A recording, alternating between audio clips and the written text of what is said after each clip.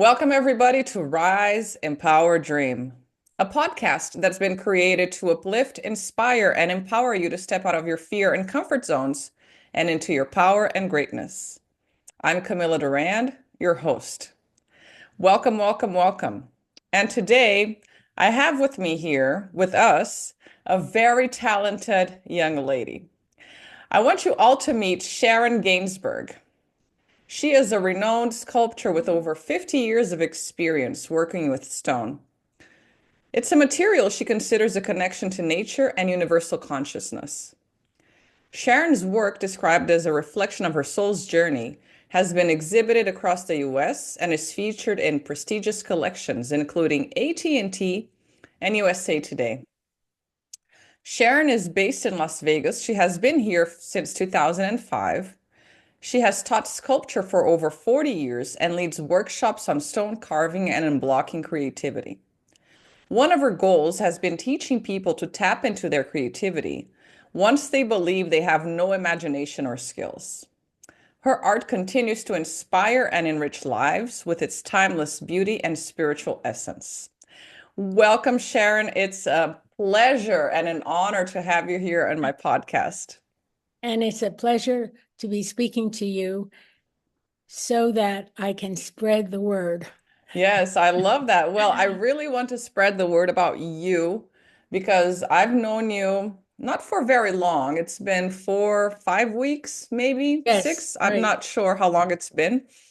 And we actually met because I was prospecting you to, come on board of my magazine, Red Rock City Lifestyle, so I can help you gain more traction for the classes that you want to teach. Correct. And as I was talking to you, I became fascinated by your personality, your energy, your piercing blue eyes that I felt were like looking straight into my soul. And I felt called to become one of your students. And I'm having you here today so you can share a little bit about your soul with our listeners, with our audience. Yes, thank So you. thank you. So tell us a little bit about your journey, more on the spiritual side, because I know that during your discovery of your talents and your skills, you also found out that you are deeply spiritual and connected, and the stone is a medium for you to express that. Well, it's hard to put it in just a few sentences. But it doesn't have to be a few sentences. So, just a little background. I did clay sculpture. Hmm. I had never went to art school. I tried clay sculpture, doing the human form and faces with a Hmm. teacher. And I did that for about 7 years. Hmm. And then I moved away, had children, and um, I had limited time. And someone where I was living asked me to come to her teacher who was working in stone. Okay. And I immediately said no, Hmm. because I said, stone, you can't put it back once you take it off. But in clay, you can always rework it. And she said, and you can rework the stone too. Hmm. So after a year of her bugging me to shut her up, I decided to do this. And she let me borrow her tools because she was going to be away. And when the teacher saw my work and what I intended to do in stone, he sparked something in me. He said, why do you want to do that? You already know how to do that. Don't you want to learn something? And I said, yes. And he said, well, I'm going to teach you how to think like an artist. Wow. And I said, how do you do that? And he just smiled. And so the first assignment he gave me, I had brought a small stone with me. He said, think of an emotion that you have that makes you feel good, and figure out a shape and create that shape and shapes Hmm. like it in the stone. Mm-hmm. And that was my first assignment. And it's like I was going into outer space Mm-hmm. Wow. and I had to adjust. Uh-huh. And as I adjusted and got further into this space, Uh-huh. I realized I had so many ideas that were Wow. buried there. So that was the beginning.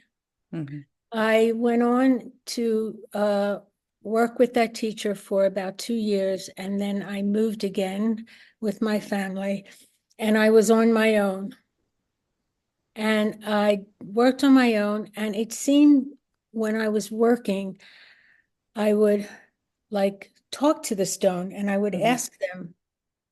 And because I was in this outer space set mindset Uh-huh. You were in the zone, as we say. in the zone, um, I began to develop a style. And I realized that when I would ask the stone something, the Mm-hmm. stone would talk back to me. And that Incredible. was my first step of the spiritual connection. And the second step of the spiritual connection was I started realizing that my angels were talking to me. And then I took the next step and I said, no, I think it's God talking to me. Mm-hmm. Yeah. Now, I started that on my own. And then about 10 years later, Mm-hmm. there was a book that somebody presented to me, one of my students, called The Artist Way, A Mm-hmm. Spiritual Path to Greater Creativity. Mm-hmm. At the time, it was an unknown book. Mm-hmm. This was in the early 90s. And I read it. You read it for 3 months, one chapter a week. Mm-hmm. You do the exercises and follow the directions in the book. And I decided to do it for 1 year. And that pivoted me into a whole other level of getting rid of any negative talk I had. Mm-hmm. Now, this period of time was during the time that the women's movement was just starting. And prior to that, so my prior years, no one took me seriously as an artist because I was a woman who had no, uh, well, what they consider authentic training. Formal training, right? Formal, Yeah. formal. Mm-hmm. That was the word I was looking for. And so that really um, made a big dent in my own personal confidence. I'm sure it did. Mm-hmm. And then I met another sculptor who was about my age, but he had been working in bronze. Mm-hmm. And I told him I was thinking of going to art school. And he looked at me and he said, you have more talent than you even know about. He said, I went to art school and I can see your talent in the work that I'm seeing Mm-hmm. here. And he said, the next time somebody asks you, um, where did you go to school? Mm-hmm. He said, you put your hand on your hip, you throw your hip out, and you say, I'm self-taught. I love it. And you say it with confidence. I And love I it. did, and it was amazing. The person did not walk away from me, engaged me in a conversation. How did you teach yourself to do this book? So, Wow. so after that experience, Mm-hmm. I had heard about a sculptor that lived about 2 or 3 hours away from me. Mm-hmm. And I called and made an appointment to see him. This is pre computer days. And I brought my portfolio, and he advised me to just keep doing what I'm doing because I'm developing a very nice um, series of work. Mm-hmm. And he showed me how to use power tools because at the time I was using only hand tools. Mm-hmm. And then he said, as far as your creative, um, I'm trying to think of the word, exposure, he said, why don't you start teaching? And Hmm. I looked at him and like he had two heads. And I said, but I don't know what I'm doing. He says, they'll never know. That's so funny. Fake it till you make it, huh? You'll get into problems, but you'll know how to solve them. And that Yeah. will be your creative enlightenment. Hmm. So I did that. First, I switched to power tools, bought all the tools, and I started teaching. And within a year, I had 12 students, no advertising. It was all word of mouth. Wow, that's amazing. What and you self-taught, right? So you know you are aware and you know where to start, where to Yeah, go, what works, what doesn't work, right? yeah, For people that have no formal education or patient, formal training. right. And the last thing he said to me, not now, but you'll be ready in a year or two or three. You have to pick yourself up and go to Italy, and you Hmm. have to carve stone where Michelangelo carved. Wow. So 3 years hence, I did just that. I went a few times. I would go in the summer because it's Hmm. the best time there. It And is. I met sculptors from all over the world.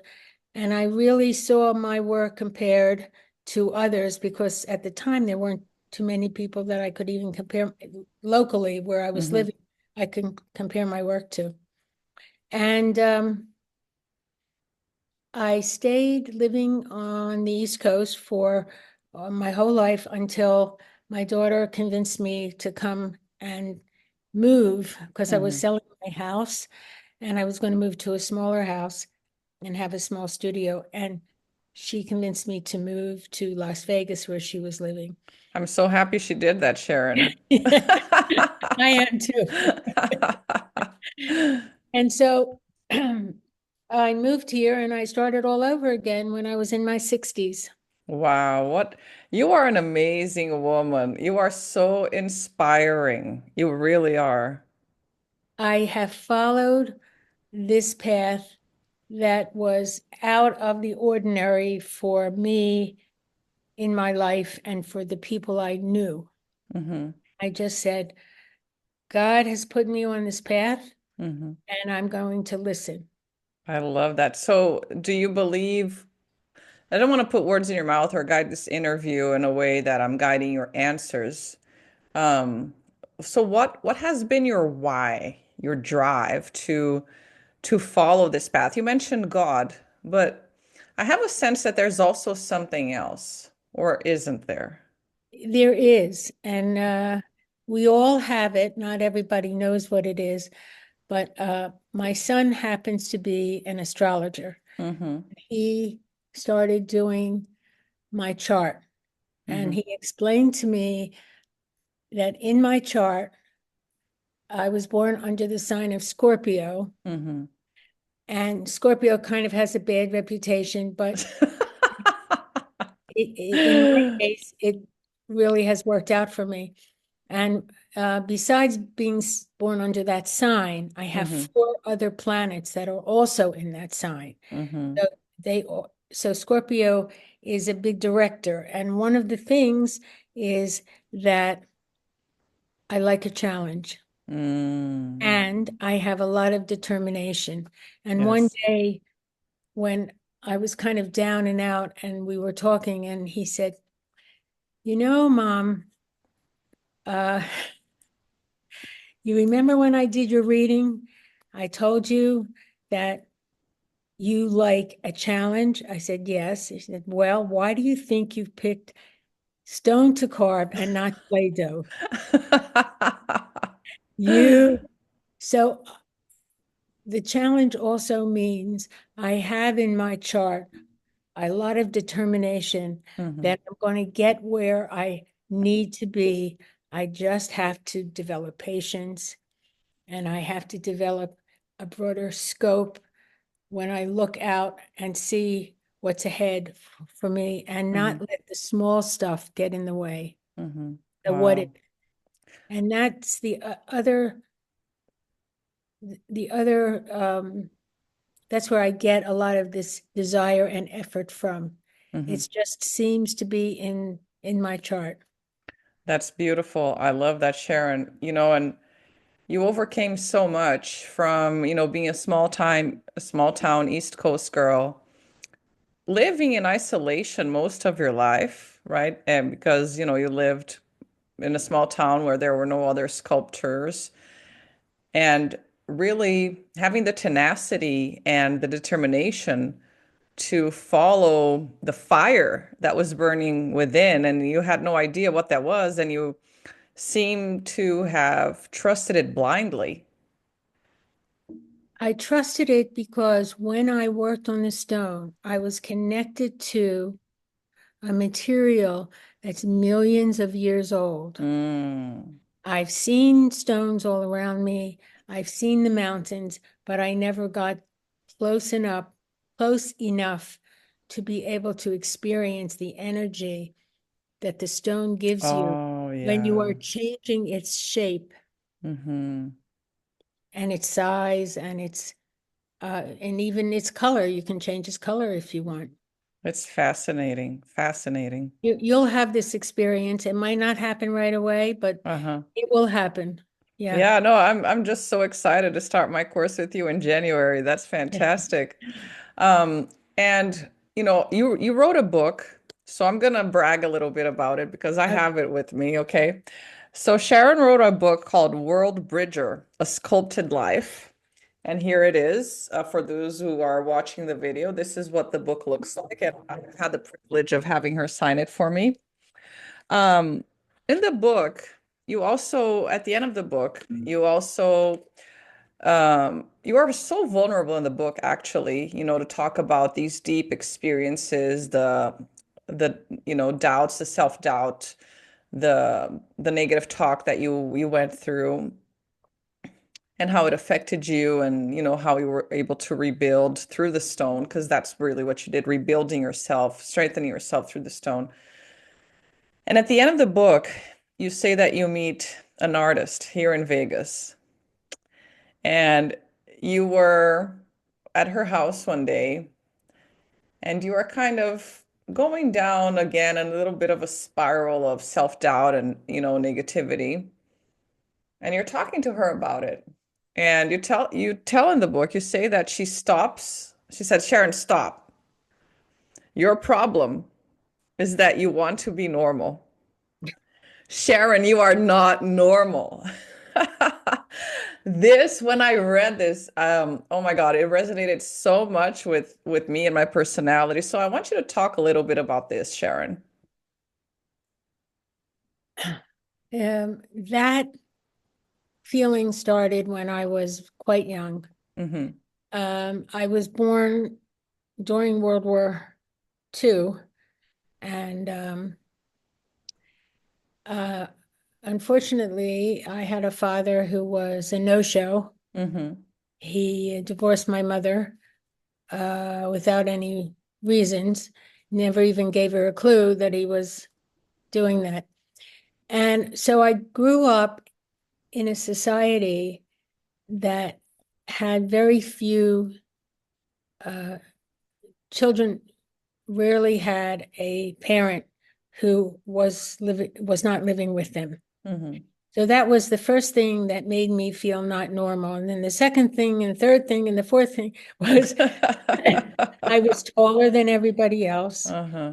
Everybody had brown eyes. I had blue eyes. And when I would walk in to someone's house for the first time, now, I'm like 6, 7, 8 years old. They first asked me right away about where my father is. Hmm. They saw there was no man in the house. So I could never escape it. So that's what started me feeling not part of the group. I sensed I there was a little bit of shame there on your part as a child, not I having. I didn't understand it. And this is Hmm. the interesting part. I did not know what it felt like to not have a father. So Mm. people would ask me as I grew older, Mm. how does it feel growing up without a father? And I looked at them and I'd say, if you only had vanilla ice cream your whole life, this is how my mentality went. You would not know what you're missing by if never tasting chocolate. You are brilliant. Wow, what an insight. That's true. It's true. It's true. Yeah. So that's so I never felt deprived. I had an older sister who Uh-huh. was 8 years old when he left, and she suffered. Okay. She never understood it. But I just said, "Well, it was never there, so I can't tell you what Right. It is what it I'm is, right? missing." Yeah, it is what it is. Right. And that logical connection for me really saved me. And as I grew older, Hmm. I would reflect back and say, do you really miss, I had uncles, I had cousins, so I didn't really know that I missed anything. That's wonderful. That's wonderful to hear. Go back to, we got a little off track here. Sorry, I got excited about you not feeling normal. So you were taller than everybody, you had blue eyes, you didn't have a father. And this was Right, back, in the late 40s, right. early 50s. What else made you feel that you didn't belong? Oh, I wore hand-me-down clothing. Okay. Nobody knew that, only I knew that. I didn't have a new, article of clothing for most of my young life growing up. Hmm. And all of that made you feel that you were not normal. Yeah, because everybody would say, "Oh, look at this dress that I got for this party," and oh, that's nice. Yeah, Yeah. Wow. yeah. And how did art help you overcome that? How did the stones help you overcome that? Uh, there's something very, very powerful when you are taking this material that's millions of years old. Hmm. You are shaping it into a form Hmm. that is expressing who you are. Hmm. This is a piece of me over there. Yeah. And that gave me a lot of joy. Wow. So that I sense gave you a sense of belonging. Um, well, at the time, I didn't see it as a sense of belonging. It was just a sense of power that I Uh-huh. can do this. Yeah. I can take this material and I can shape it and It's like express giving it. life, right? It's Yes. giving life Mhm. to something inanimate. You're giving Inanimate, life to right. something inanimate. Exactly. Wow. Yeah. That is, oh my God, so powerful, so beautiful. So what's next for you, Sharon? Well, um, I have done big pieces. I did one figure that's 5.5 feet tall. Hmm. It's a figure, but it's a little more abstract. And I've worked with very hard stones and softer ones. And I've also merged two different stones together into one piece. Hmm. Um, and now I don't have, it's like I feel like I have done most of all of the things that I wanted to do. Hmm. And now I'm starting to work with uh, forms and using crystals and gemstones I'm putting into the stone. Beautiful. Yeah, I saw some in your gallery. They're beautiful, really Yeah. beautiful. And so how about do you embrace the fact that you are not normal, quote unquote? I don't embrace it. I don't think about it. This is who I Okay. am. Yeah. Wonderful. So it's you be it. You be it. Yes. Yeah. Wonderful. I'm so happy to hear that. Oh my God. What an inspirational conversation. And to those, so we covered a lot today. To these to our listeners here, do you have like one or two pieces of advice or words of wisdom for them that, are lacking self-confidence or don't trust in themselves, they're kind of lost. They've been through a lot in their lives. They feel that they don't belong, because Right. you've had a beautiful journey and landed where you are today, this powerful, powerful soul. this bright light in our universe here. What do you have to say to people who are seeking? You can't say no. If you say, "Oh, I could never play the piano," and you've never sat down and tried to play, Hmm. then you're absolutely right. Hmm. The same thing goes for any medium, whether it's writing your biography, singing, dancing, creating poetry, Hmm. painting, sculpting. You have to try it and give it a try. Be, be, yes. I would say even living, Give right? Give it a try. it a try. Give it a try. And then you can honestly say, this is not for me. Hmm.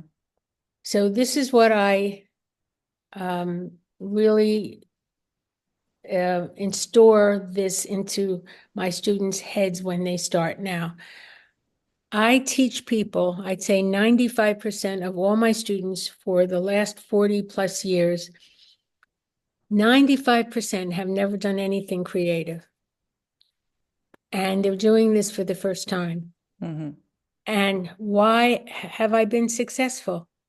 Because I saw something in them that their resistance was so strong that if Hmm. I could turn that resistance around and let them just try it, Hmm. then they would succeed. They might not go on and do it. It might be a hobby for them, but I do have students now that are here in New Jersey, in Las Las Vegas. Vegas. Yeah, I have students now that have been with me 12, 13 years. Hmm. And Wow. and they never believed that they could do this. And some of them went on to do other creative things Hmm. after they were working on the stone for a while. So we have to give ourselves an opportunity to experience something before they say, I can't do that. And that's what I try to really instill in people. Wonderful. Well, no wonder you're so successful and a brilliant woman and a super talented artist. Where can Thank people find you, Sharon? How can they get to uh, know you, your studio? Give okay. us the information, please. I have a studio at 1533 West Oakey Boulevard. Hmm. It's about a mile outside the Arts District. Hmm. It's a gallery and a studio. And anybody who's interested in trying out stone carving, I encourage them to come for what I give everybody a free trial class before Hmm. they start. And if they say this is not for me, I say fine. And if they want to try it, we go ahead. Uh, you can go on my website, which is gainsburgstudio.com. Hmm. And there's a place where you can contact me Hmm. with a question. What are you interested in? Stone carving, artist way, and I will get back to you. Hmm. Uh, and then we go from there. Wonderful. So you're still teaching the artist's way. I'm still teaching the artist way, but I have to get a group together to do it, and I'll be Okay. putting a group together in January after the Okay. holidays. It's a commitment of 3 months. Hmm. We meet once a week for about an hour and a half, and we just discuss the chapter we read and our journaling experience. And there's also a fee for that also. Of But course. I can answer any questions about the artist way and the carving classes when you contact me. Okay, wonderful. Wow, thank you so much. So inspiring from, self-doubt, feeling totally out of place, that you didn't belong, not normal, on a journey through the arts to overcoming all the negative self-talk and embracing who you really are, accepting who you are, and being this wonderful soul and woman that you are, Sharon. It's Thank really you. been an honor to Thank you have you so much. here. It was a pleasure meeting you, and I knew within 10 minutes of meeting you that you were doing great things. Sharon, I love you so much, and I can't wait to continue on this journey of life by your side and learning from you. Thank you so much. And I hope you listeners, the people who are listening today, thank you so much for tuning in. Sharon is really a special soul, and I encourage you to really risk tapping into your creativity through stone, It's right? not So it's not a risk, it's an adventure. yes, it's an adventure. Yeah. So contact Sharon, go to her website. She also has a page on Instagram, and you don't know what's going to happen.